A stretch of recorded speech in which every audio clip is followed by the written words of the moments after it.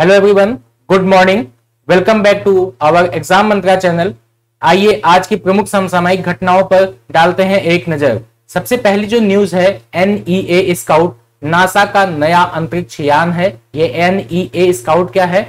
Near अर्थ asteroids. इसके बारे में हम लोग डिटेल अभी आगे देखेंगे। तो देखते हैं दूसरी जो न्यूज होगी हमारी। एरियल हेनरी ये हैती के प्रधानमंत्री बन गए हैं। नोएडा में जो है इंडियन इंस्टीट्यूट ऑफ हेरिटेज, इसकी स्थापना की जा रही है। पशुपालन और डेयरी विभाग ने डेयरी इन्वेस्टमेंट एक्सीलरेटर लॉन्च किया है। 2/3 भारतीय कोविड के संपर्क में आ चुके हैं, जो कि ICMR का सीरो सर्वे है। ओलंपिक का जो आदर्श वाक्य था वो अब चेंज होकर के दूसरा कर दिया गया है, उसको हम डिटेल में देखेंगे। अगली जो न्यूज होगी हमारी, चीन ने 600 किलोमीटर प्रति घंटे की गति से हाई स्पीड से चलने वाली मैग्लेव ट्रेन शुरू कर दी है। 20 जुलाई को मनाया गया है विश्व शतरंज दिवस, जिसमें भारतीय पुरुष के तरफ से और भारतीय महिला की तरफ से सदस्यों का इसमें जो स्थान है वो हम लोग डिटेल में देखेंगे। IIT रोपड़ ने अपनी तरह का पहला ऑक्सीजन राशनिंग उपकरण एमलेक्स विकसित किया है। इसी के साथ में जो अगली न्यूज होगी हमारी, DRDO ने विकसित किया है उच्च शक्ति वाला बीटा टाइटेनियम मिश्र धातु। जो अगली न्यूज है, रूस ने S-500 वायु रक्षा मिसाइल प्रणाली का परीक्षण किया है। सरकार ने अतिरिक्त खर्च के लिए संसद ने से मंजूरी मांगी है। IOC Indian oil corporation Mathura में जो कि रिफाइनरी लगाए हुए है, वहीं पर अब पहला ग्रीन हाइड्रोजन प्लांट बनाने की प्लानिंग हो गई है। प्रोजेक्ट 75 जो कि मेक इन इंडिया का ही एक भाग है, प्रोजेक्ट 75 के तहत सरकार ने 6 पनडुब्बियों के निर्माण के लिए 50,000 करोड़ रुपए की जारी कर दिए हैं। ADB ने भारत के आर्थिक विकास अनुमान को घटा करके 10% कर दिया गया है, जो पहले कितना था? 11% था। इसको हम डिटेल में अभी आगे देखेंगे। ये पेरू के नए राष्ट्रपति पेड्रो कैस्टिलो चुन लिए गए हैं। इसी के साथ में देखिए 17 नंबर की जो न्यूज है, वो भारत ने आर्थिक और व्यापार मुद्दों पर ब्रिक्स संपर्क समूह की अध्यक्षता की है। विवाद से विश्वास योजना एक योजना चल रही है, जिसमें 1.32 लाख घोषणा पत्र दाखिल किए गए हैं। आइए अब क्रम से एक एक न्यूज हम लोग डिटेल में देखते चलते हैं। NEA स्काउट नासा का नया अंतरिक्ष यान है। ये NEA स्काउट है क्या? ये नियर अर्थ एस्टेरॉइड स्काउट इसका पूरा नाम है। इसका परीक्षण सफलतापूर्वक हो चुका है। स्पेस लॉन्च सिस्टम रॉकेट के अंदर सुरक्षित रूप से इसको रख दिया गया है। NEA स्काउट के बारे में देख लेते हैं। ये है क्या? ये उन पेलोड में से एक है जो आर्टेमिस I पर भेजा जाएगा, जिसके नवंबर में लॉन्च होने की उम्मीद है। NEA स्काउट एक छोटा अंतरिक्ष यान है। इसका जो प्राथमिक मिशन है वो पृथ्वी क्षुद्र ग्रह से डेटा एकत्र करना है। यह अमेरिका का पहला अंतर्ग्रही मिशन होगा, जो कि विशेष तौर पर सोलर सेल प्रोपल्सन पर का उपयोग करेगा। यह अंतरिक्ष यान स्टेनलेस स्टील मिश्र धातु का बना हुआ है। इस अंतरिक्ष यान को लक्षित क्षुद्र ग्रह तक पहुंचने में लगभग 2 साल लग जाएंगे। क्षुद्र ग्रह के साथ मुठभेड़ के दौरान यह पृथ्वी से लगभग 93 मिलियन दूर होगा। अब आइए देखते हैं कि ये NEA स्काउट ये अध्ययन कैसे करेगा। इसके जो कैमरों की क्षमता है वो 10 सेंटीमीटर प्रति पिक्सल से लेकर के 50 सेंटीमीटर प्रति पिक्सल तक की तस्वीरें ये ले सकता है, और तस्वीर लेकर के ये उसको संशोधित करते हुए पृथ्वी आधारित डीप स्पेस नेटवर्क पर ये भेजेगा अपने एंटीना का प्रयोग करके। जो फाइल बनेगी उसको उसके साइज को ये कम भी कर सकता है। आर्टेमिस के बारे में हम लोग देख रहे थे, अब यहां पे देख लेते हैं कि आर्टेमिस है क्या। आर्टेमिस I SLS रॉकेट और ओरियन अंतरिक्ष यान की चालक दल रहित, मतलब इसमें चालक नहीं रहेगा, ऐसा परीक्षण उड़ान है ये। नासा के आर्टेमिस कार्यक्रम के तहत अंतरिक्ष एजेंसी ने वर्ष 2024 में चंद्रमा पर पहली बार एक महिला को उतारा था और 2030 तक स्थायी चंद्र अन्वेषण कार्यक्रम स्थापित करने का भी इसने लक्ष्य रखा है। अब चलते हैं हम लोग अपनी अगली न्यूज की तरफ। ये हैं हैती के प्रधानमंत्री, क्या नाम है इनका, एरियल हेनरी। यहां पर हैती में बहुत ही उथल पुथल मच गई है क्योंकि वहां के राष्ट्रपति जो जोवेनेल मोइस थे उनकी रात्रि में हत्या हो जाती है और उनकी वाइफ की भी बहुत ज्यादा चोटिल हो जाती हैं। उसकी वजह से काफी उथल पुथल बीच के दौरान ही एरियल हेनरी को अपना नया प्रधानमंत्री नियुक्त कर लिया गया है और सितंबर तक ये वहां की पूरी स्थिति को देखेंगे जब तक वहां पे चुनाव नहीं हो जाता है।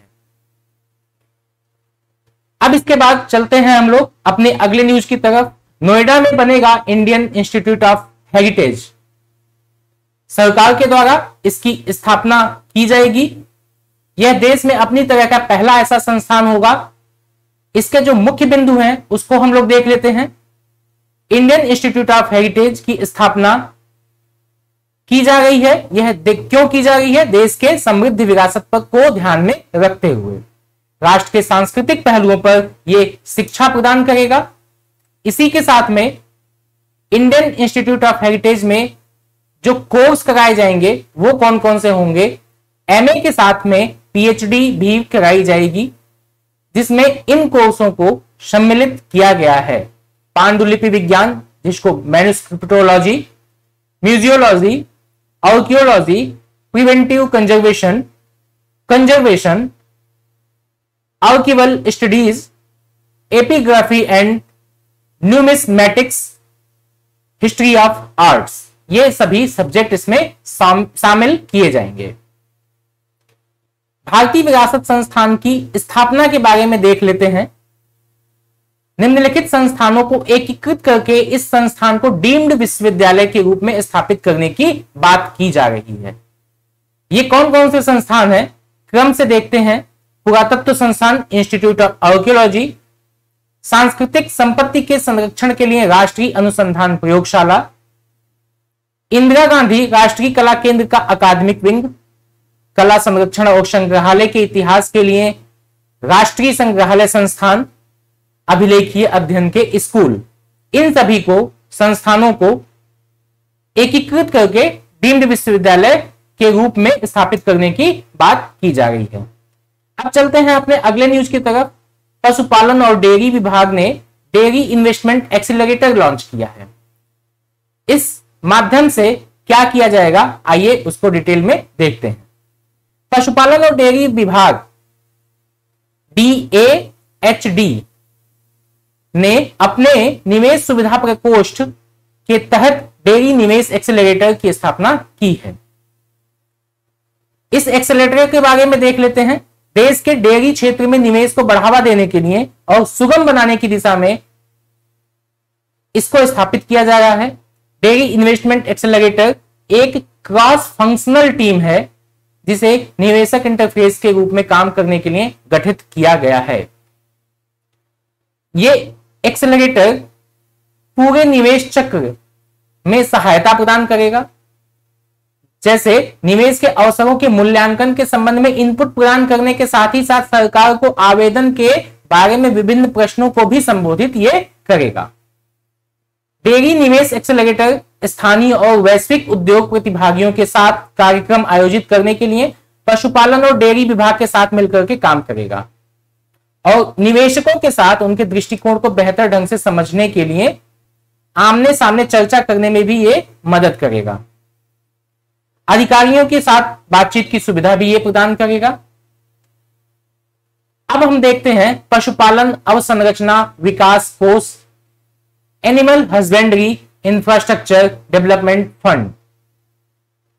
पशुपालन और डेयरी विभाग के द्वारा शुरू की गई थी ये पशुपालन अवसंरचना विकास निधि, इसकी प्रमुख योजना है। इसी योजना के तहत निजी कंपनियों को, उद्यमियों को, किसान उत्पाद संगठनों को, MSME और धारा 8 कंपनियों को वित्तीय सहायता देने के लिए 15,000 करोड़ रुपए की व्यवस्था की गई है। इस योजना का लाभ डेयरी प्रसंस्करण, पशु चारा संयंत्र, मांस प्रसंस्करण और इससे संबंधित जो बुनियादी ढांचे हैं उनके क्षेत्रों में नई इकाइयों के विस्तार या स्थापना के लिए किया जा सकता है। 6 साल की रीपेमेंट पीरियड के साथ में 2 साल की मोहलत भी मिलेगी। इसी के साथ में 3% ब्याज सबवेंशन दिया गया है। साथ ही 750 करोड़ रुपए की क्रेडिट गारंटी भी दी जाएगी। तो यह थी इसकी विशेषता। अब चलते हैं अपने अगले न्यूज की तरफ। ये आईसीएमआर की रिपोर्ट है, सीरो सर्वे है, जिसमें बताया गया है कि भारतीयों को लगभग जितनी जनसंख्या है उसमें से 2/3 लोगों को कोविड के संपर्क में वो आ चुके हैं। ICMR, Indian council of medical research के द्वारा ये सीरोलॉजिकल सर्वे आता है, जिसमें बताया गया है कि 6 साल से अधिक उम्र के पहले ही वो कोरोना वायरस से संक्रमित हो चुके हैं। सर्वे का जो मुख्य बिंदु है उसको देख लेते हैं। यह सर्वे जो है जून और जुलाई के महीने में किया गया था, जब दूसरी लहर कम होने लग गई थी। लगभग 28,975 लोगों पर परीक्षण किया गया, जिसमें यह पता चलता है कि सार्स कोविड-2 वायरस एंटीबॉडी की उपस्थिति के लिए लगभग 6% ने सकारात्मक परिणाम दिए हैं। यानी पहली बार जो है 6 से 17 वर्ष आयु वर्ग के नाबालिगों को भी सीरो सर्वे में शामिल किया गया और परीक्षण किए गए लोगों में से लगभग आधे में एंटीबॉडी भी पाई गई है। इसी के साथ चलते हैं आगे, कुछ पॉइंट्स और देखते हैं। इसमें 2/3 आबादी पहले ही संक्रमित हो चुकी है। शहरी और ग्रामीण क्षेत्रों में समान पाए जाने वाले जो सीरो प्रचलन है, इससे तीसरी लहर के दूसरी लहर की तरह गंभीर होने की संभावना भी बहुत कम हो गई है। लेकिन वहीं पर चेतावनी भी दी गई है, उसको अभी हम लोग आगे देखते हैं। इसके अलावा 32 करोड़, देखिए यहां पर थोड़ा सा कंफ्यूजन हो सकता है क्रिएट हो। आपने अगर कल की न्यूज देखी होगी तो उसमें ऑक्सफैम की रिपोर्ट आती है। ऑक्सफैम के रिपोर्ट के अनुसार बताया जाता है कि लगभग 40 करोड़ लोगों को टीका लग चुका है। सरकार ने भी दावा किया है कि 40 करोड़ प्लस लोगों को टीका लग चुका है। यहां पर यह रिपोर्ट पुरानी होने की वजह से, यहां पर अभी पुरानी होने का मतलब यह है कि 3-4 दिन पहले की ये रिपोर्ट होने की वजह से यहां पर अभी डेटा जो है वो 32 करोड़ लिखा हुआ है। तो बताया जा रहा है टीकाकरण की कम से कम एक खुराक मिल गई है, इसीलिए टीकाकरण करने वालों और संक्रमित लोगों के बीच काफी ओवरलैप होगा। लेकिन दोनों आंकड़ों को एक साथ रखने का मतलब यह है कि 6 साल से अधिक उम्र की आबादी के 70% से अधिक में किसी प्रकार की प्रतिरक्षा विकसित होने की उम्मीद है। अब देखिए इस सीरो सर्वे का महत्व क्या है। यह चौथा सीरो सर्वेक्षण इसलिए महत्वपूर्ण हो जाता है क्योंकि तीसरी लहर के बारे में कुछ चिंताओं को दूर करता है। ये तीसरी लहर को लेकर के काफी चिंता लोगों के मन में है। इसकी चिंता को दूर करने के लिए इस सीरो सर्वे का महत्व बढ़ जाता है। लेकिन अब इसी में आगे और देखिए कि अनलॉक प्रक्रिया की योजना बनाने में भी यह मदद करेगा। साथ में ही वायरस आगे नहीं बदलता है और लोगों को फिर से संक्रमित शुरू नहीं करता है, तब तक दूसरी लहर के दोहराने की संभावना कम हो जाती है। लेकिन वहीं पर अगर वायरस का स्वरूप बदलेगा तो इसकी संभावना ज्यादा हो जाएगी। दूसरी लहर हो सकता है कि दोहरा दे या फिर तीसरी लहर की भी संभावना बढ़ सकती है। वहीं पर चेतावनी दी जा रही है कि यह गांवों, जिलों और राज्यों में स्थानीयकृत उछाल से इनकार नहीं किया जा रहा है। आईसीएमआर के जो महानिदेशक हैं डॉक्टर बलराम भार्गव, इनका नाम भी याद रखिएगा यहां पे, इन्होंने चेतावनी दी है कि महामारी अभी खत्म नहीं हुई है और लोगों को आवश्यक सावधानी बरतनी चाहिए। अब चलते हैं हम लोग अपने अगले न्यूज की तरफ। ओलंपिक का जो आदर्श वाक्य था उसको बदल करके नया आदर्श वाक्य चुन लिया गया है। अब क्या कर दिया गया है, फास्टर, हायर, स्ट्रॉन्गर, टुगेदर किया गया है। ये चेंजेस 20 जुलाई को। यह अपडेट कोविड-19 महामारी के समय दुनिया भर में एकजुटता दिखाने के लिए किया गया है। इससे पहले क्या था, फास्टर, हायर, स्ट्रॉन्गर। लेकिन एक वर्ड इसमें और जोड़ा गया, टुगेदर। तो अब हो गया फास्टर, हायर, स्ट्रॉन्गर, टुगेदर। अब इसके मुख्य बिंदुओं को देख लेते हैं। टोक्यो ओलंपिक से पहले अपने सत्र में अंतरराष्ट्रीय ओलंपिक समिति ने इस बदलाव को मंजूरी दे दी है। नीचे आप फिगर देख पा रहे हैं, ये 5 छल्ले जो है यही ओलंपिक खेलों के चिन्ह है। 1894 के बाद से ओलंपिक का जो आदर्श वाक्य लैटिन में सिटियस ऑल्टियस फोर्टियस था, अब लैटिन में ही जो चेंजेज हुआ वो सिटियस ऑल्टियस फोर्टियस कम्युनिटर हो गया। ओलंपिक समिति के संस्थापक थे पियरे डी कुपर्टिन, इनके सुझाव पर यह अपनाया गया था। 2026 मिलान कॉर्टिन शीतकालीन खेल ये होने वाला है। इसमें स्की पर्वतारोहण को शामिल किया गया है। स्की पर्वतारोहण जो है वो इटली का बहुत लोकप्रिय खेल है। इस श्रेणी के लिए 5 पदक प्रतियोगिताएं 2026 खेलों में आयोजित की जाएंगी। 2020 का जो टोक्यो ओलंपिक था वो महामारी को देखते हुए इसको पोस्टपोन्ड कर दिया गया था, स्थगित कर दिया गया था। यह कार्यक्रम महामारी को ध्यान में रखते हुए बंद दरवाजों के पीछे आयोजित किया जाएगा। तो अब अगला कब होगा? 2026 में। चलिए हम लोग अब अगले न्यूज की तरफ बढ़ते हैं। चीन ने 600 किलोमीटर प्रति घंटा की गति वाली हाई स्पीड मैगलेव ट्रेन की शुरुआत कर दी है। 20 जुलाई 2021 को चीन ने किंगदाओ में, नाम ध्यान दीजिएगा यहां पे, किंगदाओ में 600 किलोमीटर प्रति घंटा की गति से चलने वाली हाई स्पीड मैगलेव ट्रेन की शुरुआत कर दी है।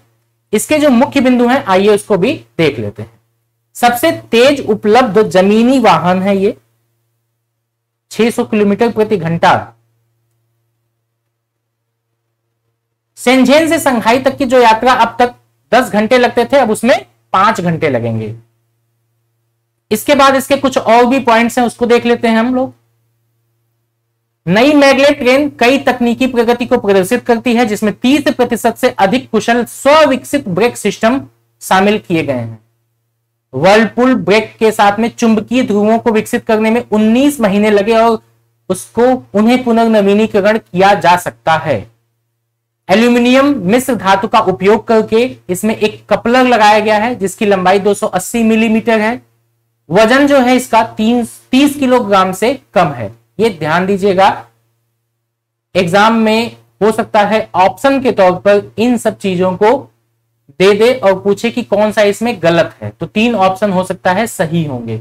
उसमें आप ध्यान दीजिएगा कि एल्यूमिनियम मिश्र धातु का उपयोग किया गया है, साथ में ही जो भी इसकी विशेषताएं हैं उन सभी को ध्यान दीजिएगा। इसमें 5G वाईफाई सिस्टम और वायरलेस चार्जिंग की व्यवस्था की गई है। वर्ष 2016 में यह परियोजना शुरू हो गई थी। 2019 में एक प्रोटोटाइप वाहन भी विकसित कर लिया गया था और जून 2020 में एक ट्रायल रन कर लिया गया था। किसके द्वारा? चीन के द्वारा। मैगलेव ट्रेन को 2 से 10 कार का मतलब जिसको हम बोगी के तौर पे जानते हैं, वहां पर उसको कार बताया गया है। 2 से 10 कार के अनुसार अनुकूलित किया गया है और लगभग 100 से अधिक यात्रियों को इसमें सफर करने के लिए समायोजित किया जा सकता है। उच्च गति वाली मैगलेव लाइन चीन का जो वित्तीय शहर माना जाता है संघाई, जैसे भारत का जो वित्तीय शहर माना जाता है मुंबई को, उसी तरीके से चीन का जो वित्तीय शहर है संघाई वर्तमान में एकमात्र चीनी शहर है जो उच्च गति वाली मैगलेव लाइन संचालित करता है। यह लाइन वर्ष 2003 से चालू है और संघाई मैगलेव ट्रेन पुडोंग हवाई अड्डे को डाउनटाउन संघाई से जोड़ देता है। कुछ और भी चीन का जो हाई स्पीड रेलवे नेटवर्क है उसको भी देख लेते हैं। चीन के पास सबसे बड़ा हाई स्पीड रेलवे नेटवर्क है और इसके 95% शहर शामिल हैं। 2035 तक चीन का जो लक्ष्य है वो 4,60,000 kilometre highway, 25,000 kilometre high level sea lane और 2 लाख किलोमीटर रेलवे का निर्माण करना है। अंतरराष्ट्रीय न्यूज होने की वजह से हमें ये देखना है, ऐसा ना हो कि चीन से जो है आप लोग भेदभाव करें। अब देखिए अगला 20 जुलाई को मनाया गया विश्व शतरंज दिवस। ये हर साल मनाया जाता है 20 जुलाई को। 1924 में पेरिस में अंतरराष्ट्रीय शतरंज महासंघ की स्थापना की तिथि को भी चिन्हित ये करता है, यानी कि 1924 में 20 जुलाई 1924 को फिडे यानी कि अंतरराष्ट्रीय शतरंज महासंघ की स्थापना की गई थी, इसीलिए 20 जुलाई को विश्व शतरंज दिवस मनाया जाता है। 5वीं शताब्दी में ही शतरंज का आविष्कार भारत में हो गया था, तब उसका नाम हुआ करता था चतुरंगा। चतुरंग के नाम से जाना जाता था। ये शतरंज सबसे पुराने खेलों में से एक है। यह एक बहुत ही लोकप्रिय खेल है, सभी लोग जानते हैं। शतरंज रणनीति और गणनीति के साथ ही साथ दृश्य स्मृति यानी कि विजुअल मेमोरी जैसे कौशल विकसित करने में यह हमारी मदद करता है। अब देखिए विश्व शतरंज दिवस के बारे में देख लेते हैं। फिडे की 97वीं वर्षगांठ के तौर पर इसको देखा गया। फिडे 20 जुलाई 1924 को स्थापित किया गया था, यह हमने आपको पिछले ही पॉइंट्स में बता दिया है। 1966 में 20 जुलाई को अंतरराष्ट्रीय शतरंज दिवस की शुरुआत हो गई थी। फिडे का मुख्यालय जो है वो स्विट्जरलैंड के लुसाने में है। अब हम देख लेते हैं भारतीय खिलाड़ियों के बारे में, विश्व रैंकिंग उनकी क्या क्या है। 2021 में पुरुष वर्ग में 4 भारतीय खिलाड़ी शामिल होते हैं शीर्ष 100 खिलाड़ियों में से, जिसमें से सबसे जो अव्वल दर्जे के हैं वो हैं विश्वनाथन आनंद 16वें स्थान पर। उसी तरीके से महिला वर्ग में देख लेते हैं। महिला वर्ग में टोटल 100 खिलाड़ियों में से शीर्ष 100 खिलाड़ियों में से टोटल भारतीय 7 खिलाड़ी हैं, जिसमें से सबसे ऊपर तीसरे स्थान पर कोनेरू हम्पी का नाम आता है। अब चलते हैं अपने अगली न्यूज की तरफ। आईआईटी रोपड़ ने अपनी तरह का पहला ऑक्सीजन राशनिंग उपकरण एमलेक्स विकसित किया है। एमलेक्स क्या है? ये ऑक्सीजन राशनिंग उपकरण है, जिसको अभी हम लोग डिटेल में देखेंगे। ये भारत में अपनी तरह का पहला ऐसा उपकरण है जो भारतीय प्रौद्योगिकी संस्थान रोपड़ के शोधकर्ताओं के द्वारा विकसित किया गया है। खासतौर से जो मरीजों के द्वारा सिलेंडर से ऑक्सीजन के प्रवाह को नियंत्रित करके ऑक्सीजन की बर्बादी को कम करने में इसका बहुत बड़ा रोल होगा। अब इसके कुछ प्रमुख बिंदु हैं, उस पर हम लोग नजर डालते हैं। विशेष रूप से ऑक्सीजन सिलेंडर के लिए विकसित किया गया एमलेक्स जो है वो ऑक्सीजन के प्रवाह को सिंक्रोनाइज करता है। सिंक्रोनाइज करने के साथ ही प्रवाह को नियंत्रित करके यह जो वेस्टेज होता है ऑक्सीजन का उसको भी कम करता है। उसी के साथ देखिए कि ऑक्सीजन सिलेंडर के जीवन काल को यह बढ़ा देता है, जिससे जब अपव्यय कम होगा, वेस्टेज कम होगा, तो गैस उसमें ज्यादा समय तक उसकी प्रयोग की जा सकेगी। यानी कि ऑक्सीजन सिलेंडर से जो ऑक्सीजन लेते हैं उसकी वजह से उसको ज्यादा समय तक प्रयोग में लाया जा सकता है। इस प्रकार से रोगियों के साथ साथ अस्पतालों के लिए भी बहुत सारे पैसे ये बचाएगा। कोरोना वायरस की दूसरी लहर के दौरान देश में तरल चिकित्सा ऑक्सीजन की मांग कई गुना बढ़ गई थी, ये हम सभी को मालूम है। देश में कई लोगों को ऑक्सीजन की कमी का सामना भी करना पड़ गया था। अब देखिए इसमें कुछ पॉइंट्स ऐसे हैं जो एमलेक्स के बारे में बताते हैं। सांस छोड़ने के दौरान ऑक्सीजन सिलेंडर या पाइप में से ऑक्सीजन को उपयोगकर्ताओं के द्वारा जो छोड़े गए CO2 यानी कि कार्बन डाइऑक्साइड के साथ बाहर धकेलता रहता है, जिससे बड़ी मात्रा में ऑक्सीजन बर्बाद हो जाती है। क्योंकि जब मास्क लगा लिया जाता है, जो ऑक्सीजन वाला मास्क है उसमें से निरंतर ऑक्सीजन निकलता रहता है, लेकिन व्यक्ति जब सांस लेता है तब तो ऑक्सीजन ले रहा है और जब छोड़ रहा है तो कार्बन डाइऑक्साइड भी छोड़ रहा है। उस दौरान ऑक्सीजन क्या है कि बहुत ज्यादा वेस्टेज हो जाती है, बर्बाद हो जाती है। तो एमलेक्स डिवाइस इसी के लिए लाया जाता है कि सांस लेने और छोड़ने के बीच में जो ऑक्सीजन के प्रवाह को समायोजित करने में यह मदद करेगा, जिससे बड़ी मात्रा में ऑक्सीजन के संरक्षण में मदद मिल जाएगी। यह उपकरण रोगी को सांस लेने के लिए आवश्यक मात्रा में ऑक्सीजन की आपूर्ति भी करता है। एमलेक्स के आविष्कार करने वालों ने यहां तक उम्मीद जताई है कि डिवाइस ऑक्सीजन की बर्बादी को बचाने और रोगियों की सहायता करने में यह मदद करेगा। चलते हैं अपनी अगली न्यूज की तरफ। डीआरडीओ ने विकसित किया है उच्च शक्ति वाला बीटा टाइटेनियम मिश्र धातु। ये बीटा टाइटेनियम मिश्र धातु है क्या? आइए डिटेल में देखेंगे उसको।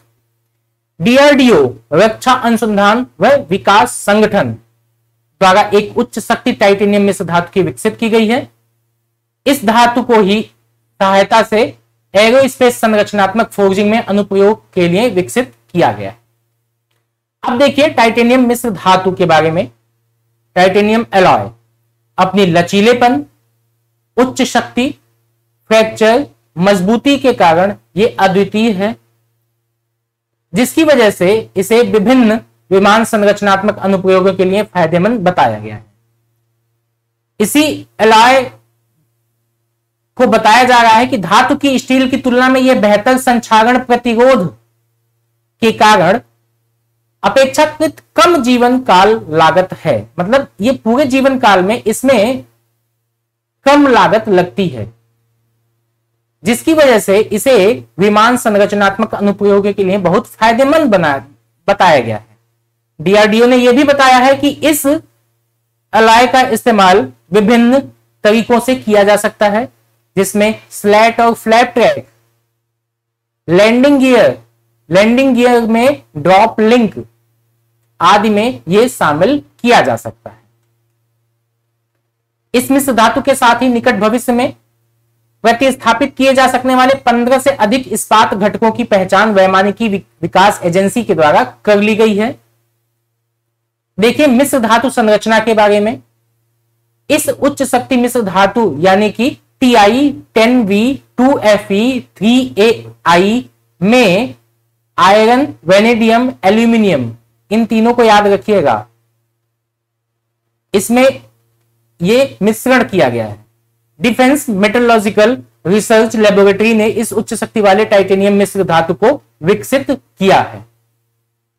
चलिए अब चलते हैं अपने अगले न्यूज की तरफ। रूस ने S-500 वायु रक्षा मिसाइल प्रणाली का परीक्षण किया है। इसने देश की दक्षिणी प्रशिक्षण रेंज में सफलतापूर्वक अपनी नई हवा रक्षा प्रणाली मिसाइल प्रणाली का S-500 का सफलतापूर्वक परीक्षण कर लिया। S-500 वायु रक्षा मिसाइल प्रणाली ये है क्या, आइए देखते हैं। रूस ने बताया कि S-500 दुनिया की सबसे उन्नत मिसाइल रोधी प्रणाली है। मिसाइल रोधी कहने का मतलब यह है कि अगर कोई हमारे देश पर मिसाइल से आक्रमण करता है तो उसको रोकने के लिए जिसका उपयोग किया जाता है उसी को मिसाइल रोधी प्रणाली कहते हैं।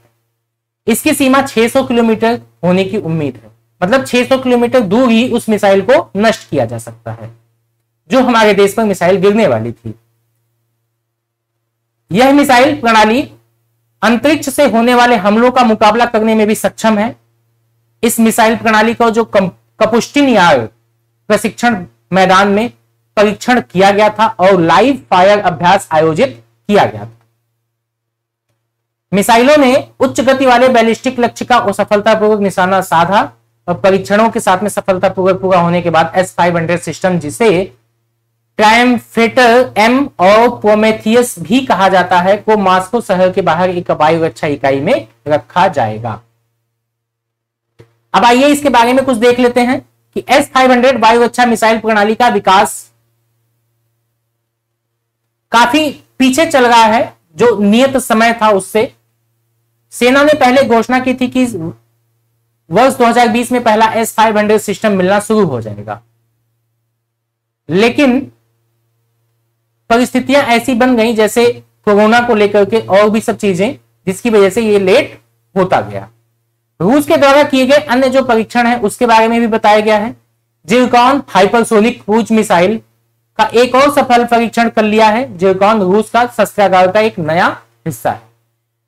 आइए अब देखते हैं अगली न्यूज। सरकार ने अतिरिक्त खर्च के लिए संसद से मांगी मंजूरी। सरकार कुछ अतिरिक्त खर्च करने वाली है, किन किन क्षेत्रों में करने वाली है वो आइए हम लोग इसमें डिटेल में देखते हैं। वित्त मंत्री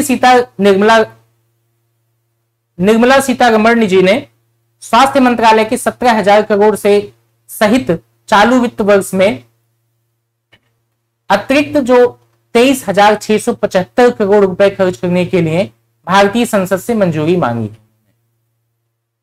कोविड को लेकर के, स्वास्थ्य तैयारियों को लेकर के स्वास्थ्य एवं परिवार कल्याण विभाग के लिए 16,463 करोड़ रुपए अतिरिक्त खर्च जारी किया गया है। उसके लिए स्वास्थ्य अनुसंधान विभाग की आवश्यकता पड़ रही है उसके डेवलपमेंट के लिए जिसके लिए 526 करोड़ रुपए उसको प्रदान किए गए हैं।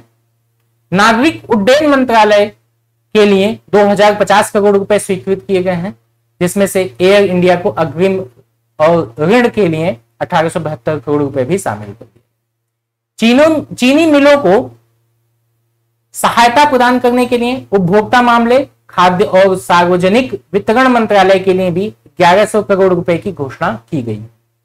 Indian drugs and pharmaceutical limited के लिए भी इसी तरीके से 1222 करोड़ रुपए खर्च करने की स्वीकृति दे दी गई। Rajasthan drugs and pharmaceutical limited और हिंदुस्तान एंटीबायोटिक्स लिमिटेड का बकाया चुकाने के लिए भी मंजूरी प्रदान की गई है। अतिरिक्त खर्च में 34.83 लाख करोड़ रुपए कुल व्यय से काफी अधिक है, जिसे वर्ष 2021-22 के बजट में अनुमानित किया गया था। चलते हैं अपने अगले न्यूज की तरफ। इंडियन ऑयल कॉर्पोरेशन मथुरा में भारत का पहला ग्रीन हाइड्रो प्लांट लगाने जा रही है। अभी तक आईओसी मथुरा में अपनी एक रिफाइनरी की वजह से जाना जा रहा था। आइए अब इसको डिटेल में देखते हैं। इसके जो मुख्य बिंदु है कि भारत की यह पहली हरित हाइड्रोजन इकाई होगी। प्राकृतिक गैस जैसे जीवाश्म ईंधन का उपयोग करने वाली जो ग्रे हाइड्रोजन होती थी उत्पाद परियोजनाओं की घोषणा की गई थी। आईओसी के द्वारा कई हाइड्रोजन उत्पादन इकाइयां स्थापित करने की योजना बनाई जा रही है। हाइड्रोजन फ्यूल सेल से चलने वाली जो बसें हैं सड़कों पर चल रही हैं, इसलिए हाइड्रोजन पावर प्लांट लगाना भी जरूरी हो गया है। हाइड्रोजन प्लांट के जो प्रकार हैं वो कौन कौन से हैं? हाइड्रोजन इस समय सबसे ज्यादा चर्चा में है क्योंकि यह एक प्रकार का स्वच्छ ईंधन है, लेकिन इसके निर्माण से कार्बन उप उत्पाद उत्पन्न होते हैं और यह ऊर्जा गहन यानी कि एनर्जी इंटेंसिव भी होते हैं। कोयले के गैसीकरण की प्रक्रिया के माध्यम से ब्राउन हाइड्रोजन का निर्माण होता है, जबकि इस प्रक्रिया के माध्यम से कार्बन अपशिष्ट बाहर निकल जाता है। कौन सी प्रक्रिया से? जो हाइड्रोजन प्लांट लगाया जा रहा है इस प्रक्रिया से। वहीं पर देखिए ब्लू हाइड्रोजन कार्बन कैप्चर उपयोग करता है। तो यहां पे हम लोगों ने अभी तक 3 प्रकार के हाइड्रोजन की चर्चा कर ली है। इन तीनों को ध्यान दीजिएगा। सबसे पहले तो हम लोगों ने देखा था ग्रे हाइड्रोजन, दूसरा यहां पे हम लोगों ने चर्चा की ब्राउन हाइड्रोजन, तीसरा आपने देखा इस पॉइंट में ब्लू हाइड्रोजन। इन तीनों के बारे में भी ध्यान दीजिएगा, कहीं ऐसा ना हो कि इस कलर को लेकर के आपके अंदर कुछ कंफ्यूजन हो जाए और क्वेश्चन अगर पूछा जाता है तो वहां पे गलत हो जाए। चौथा आप हम लोग देख ही गए हैं ग्रीन हाइड्रोजन। तो grey, brown, blue, green. IOC ने कौन सा हाइड्रोजन प्लांट लगाने की बात की है? वो ग्रीन हाइड्रोजन। ठीक है। परम स्वच्छ हाइड्रोजन संसाधन ग्रीन हाइड्रोजन उत्पादन है और यह हाइड्रोजन ईंधन बनाने के लिए अक्षय ऊर्जा का उपयोग करता है। हाइड्रोजन को भविष्य का ईंधन भी कहा जाता है। भारत में स्वच्छ ऊर्जा का महत्व इसके अनुसार बताया गया है कि 2040 तक जो 250 मिलियन टन के मुकाबले अब 400 से 450 मिलियन टन तक इसकी ईंधन की मांग पहुंच जाएगी। इसीलिए सीएनजी, एलएनजी, इथेनॉल, बायोडीजल में निवेश करना महत्वपूर्ण होगा। आईओसी के बारे में देख लेते हैं। इंडियन ऑयल कॉर्पोरेशन लिमिटेड ये एक सरकारी स्वामित्व वाली गैस और तेल कंपनी है जिसकी स्थापना वर्ष 1959 में हुई थी। मुख्यालय दिल्ली में है। वर्तमान जो अध्यक्ष हैं वो हैं श्रीकांत माधव वैद्य। चलते हैं अपने अगले न्यूज की तरफ। प्रोजेक्ट 75, ये प्रोजेक्ट 75 मेक इन इंडिया के तहत है चल रहा। बताया जा रहा है कि इसमें सरकार ने 6 पनडुब्बियों के निर्माण के लिए 50,000 करोड़ रुपए जारी कर दिए हैं।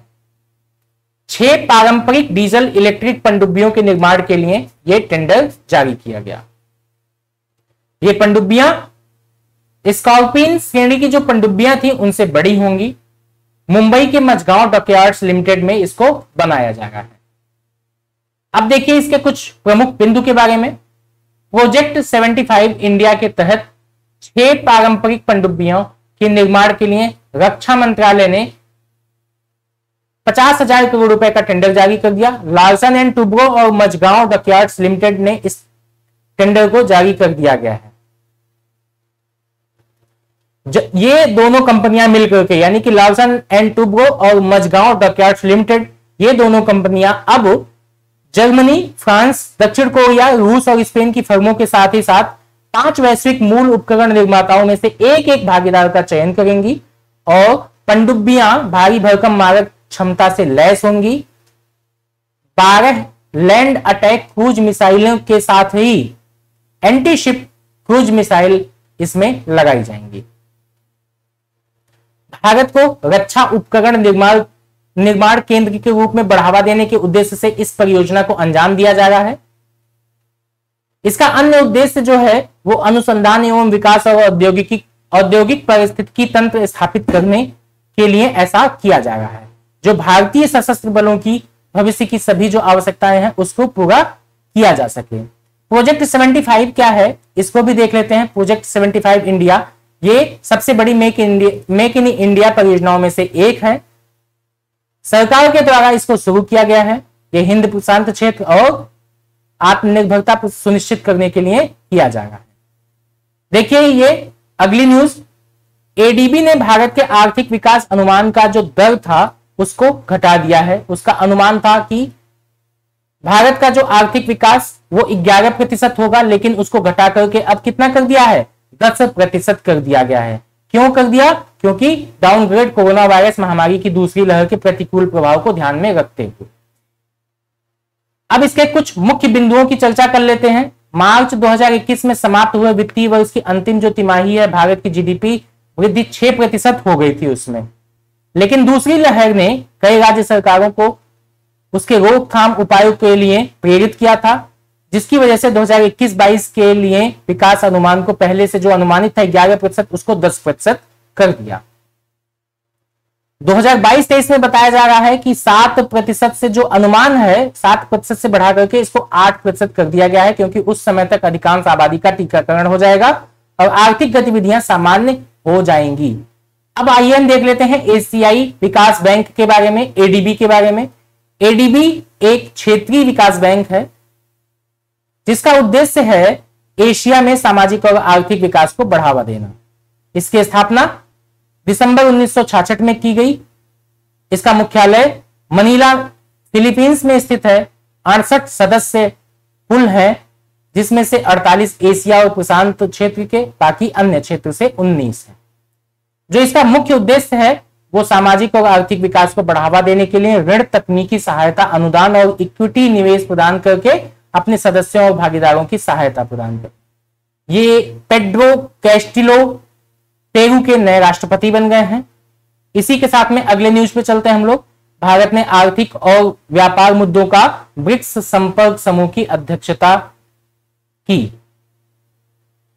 इसमें क्या बताया जा रहा है कि भारत 12 से 14 जुलाई के बीच में आर्थिक और व्यापार मुद्दों पर संपर्क समूह की जो बैठक हुई उसकी अध्यक्षता भारत ने की। इसके जो मुख्य बिंदु हैं, ब्रिक्स सदस्यों ने भारत के प्रस्तावों पर विचार विमर्श किया और जो इसने प्रस्ताव रखा उस पर लगभग सभी लोगों ने समर्थन भी दिया है।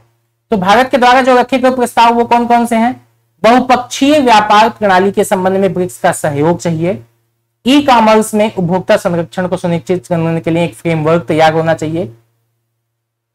एसपीएस और टीबीटी उपायों के लिए गैर टैरिफ उपाय समाधान तंत्र विकसित होना चाहिए। व्यावसायिक सेवाओं में सहयोग के संबंध में ब्रिक्स का एक फ्रेमवर्क तैयार करना चाहिए। इसका परिणाम क्या होता है? सभी ब्रिक्स सदस्य भारत के जो प्रस्ताव थे उस पर सहमत हो गए हैं और ब्रिक्स व्यापार मंत्रियों की बैठक से पहले उन्हें अंतिम रूप देने का निर्णय लिया गया है। ब्रिक्स व्यापार मंत्रियों की जो बैठक हुई 3 सितंबर 2021 को आयोजित की जाएगी। इसकी अध्यक्षता भारतीय जो वाणिज्य और उद्योग मंत्री हैं पीयूष गोयल जी करेंगे। सदस्य देश भारत के 3 और प्रस्तावों पर भी सहमत हुए हैं जिन्हें अर्थव्यवस्था और व्यापार को मजबूत करने के लिए पेश किया गया था। 16 से 18 अगस्त तक विक्रेताओं और खरीदारों की वर्चुअल बैठक और ब्रिक्स व्यापार मेला आयोजित किया जाएगा। 22 जुलाई को एक एमएसएमई गोल में सम्मेलन, यानी कि आज ही के दिन यह होने वाला है। 16 जुलाई और 13 अगस्त को सर्विस ट्रेड स्टैटिस्टिक्स पर 2 कार्यशालाओं का आयोजन किया जाएगा। इस तरीके से अब हम लोग चलते हैं अपने अगली न्यूज की तरफ। अगली जो न्यूज है वो हमारी विवाद से विश्वास योजना के तहत 1.32 लाख घोषणा पत्र दाखिल किए गए। 19 जुलाई 2021 को संसद में यह बताया गया कि विवाद से विश्वास योजना के तहत 99,765 करोड़ रुपए के 1,32,000 से अधिक लाख घोषणा पत्र दायर किए गए हैं। अब इसमें देखते हैं इसके प्रमुख बिंदु के बारे में। इसमें जो कुल लंबित प्रत्यक्ष कर विवाद का मामला है वो 73% कवर किया गया है। विवाद से विश्वास योजना के तहत पात्रता की जो तिथि के अनुसार लंबित कर विवाद जो है थे 5,10,491, जिसकी तिथि थी 31 मार्च 2021। विवाद से विश्वास योजना के तहत सरकार ने करदाताओं के साथ में प्रत्यक्ष कर विवादों की एक बड़ी संख्या से सौहार्दपूर्ण ढंग से हल किया है। इसको करदाता के पास में 31 अक्टूबर तक भुगतान करने का भी विकल्प दे दिया गया है, लेकिन उन पर अतिरिक्त ब्याज लगाया जाएगा। विवाद से विश्वास योजना के बारे में देख लेते हैं। 17 मार्च 2020 को प्रत्यक्ष कर विवाद से विश्वास अधिनियम 2020 लागू किया गया था। इसका जो प्राथमिक उद्देश्य था सभी विभिन्न प्रत्यक्ष कर विवादों का समाधान करना, जो वर्तमान में देश भर में कई अपीलीय मंचों से लंबित है। यह योजना विवादित ब्याज विवाद कर के निपटान का प्रावधान करती है। इस तरीके से हमारी ये भी न्यूज समाप्त होती है और इसी के साथ हमारा आज का ये पूरा करंट अफेयर्स हम लोगों ने कवर कर लिया। धन्यवाद।